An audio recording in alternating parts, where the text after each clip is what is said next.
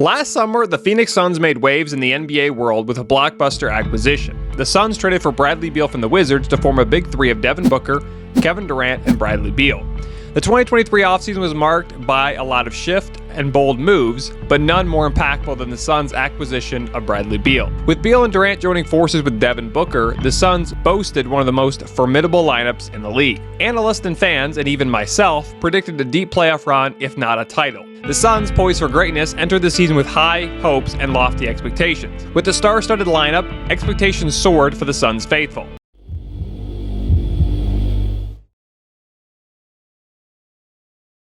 However, the reality of the NBA is often far removed from preseason predictions. Despite the star power on their roster, the Suns struggled to find cohesion and consistency on the court. As the season unfolded, the Suns struggled to find their rhythm. Despite the firepower of Booker, Beal, and Durant, chemistry issues plagued the team and injuries disrupted their lineup. Beal struggled to get healthy to start the season and missed a lot of time early.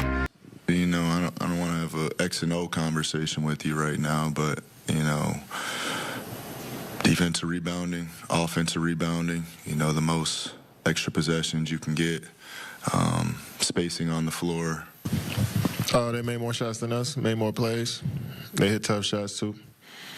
You got to give them credit, man. They played a great series. We're asking Book about when you look at the season as a whole, the ups and downs, the roller coaster, the injuries. He was pointing to the details as the reason why you guys weren't able to ultimately put it all together. What, in your mind, stands out on that front? Yeah, we could be better in all areas. It's hard to pinpoint just one thing right now. I mean, when you reflect back on the season, I think that, like I've been saying, we just were inconsistent with our play and the style of play that we wanted. Other injuries also plagued the Suns, with key players missing significant stretches of games. The team's depth was tested, and cracks began to appear in the once unified facade. Their 49-33 record was a far cry from the dominance many had anticipated, and doubts began to creep in. Their postseason hopes were quickly dashed as they faced Anthony Edwards and the Timberwolves. Despite their star power, the Suns were swept out of the playoffs in a stunning turn of events. Because of that, the Suns decided to fire head coach Frank Vogel after just one season. As for the Timberwolves, Coach Finch did a great job in this series, and their whole team created a lot of problems for us. You know, the role players, their stars. Anthony Edwards is, you know, just a special talent, and their bigs played really well this series. You know, and the role players. You know, like I said, with McDaniels and Alexander Walker in particular, and Conley. Vogel had a lot of pressure when he first started, since the Suns had just acquired Bradley Beal.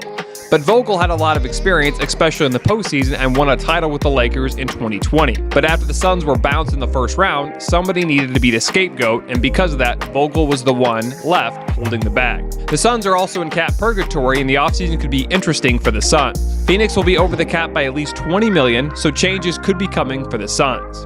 For the Suns and their fans, the 2023 season will be remembered as a tale of unfulfilled potential. Despite the star power at their disposal, the Suns faltered when it mattered most, leaving a bitter taste in the mouths of all who believed in their championship aspirations. Despite the star power of Kevin Durant, Devin Booker, and Bradley Beal, the team fell short of expectations, leaving many to wonder what went wrong. With how bad the season went, it also goes to show you, even if you spend a lot of money in free agency, it all comes down to chemistry, availability, and a bench to help the starters when they go down and need a breather. Suns owner Matt Ishbia wants to win, but the way he is doing it is not working, clearly. Yes, he wants to win, but the way he's doing it is wrong, and with how bad the season went, it just shows even more. The West will only get tougher, so the Suns need to figure out something very quickly. Only time will tell if the Suns can rise from the ashes and reclaim their place among the NBA elite.